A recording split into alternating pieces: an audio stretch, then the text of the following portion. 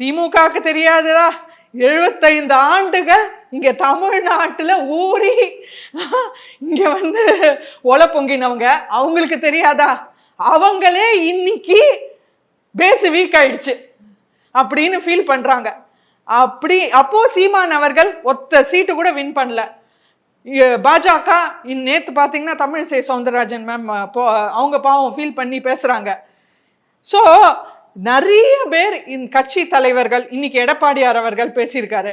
So நிறைய கட்சி தலைவர்கள் இன்னைக்கு அவங்களோட நிலைப்பாடு கேள்விக்குறியா இருக்கு.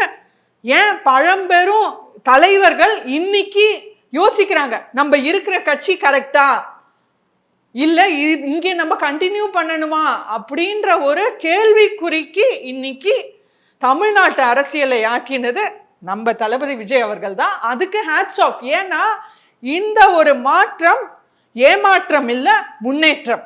இந்த ஒரு முன்னேற்றம் தமிழக அரசியலில் மிக மிக அவசியம். ஏன்னா இன்னைக்கு பார்த்தோம்னா we are entering a new age Gen Z politics.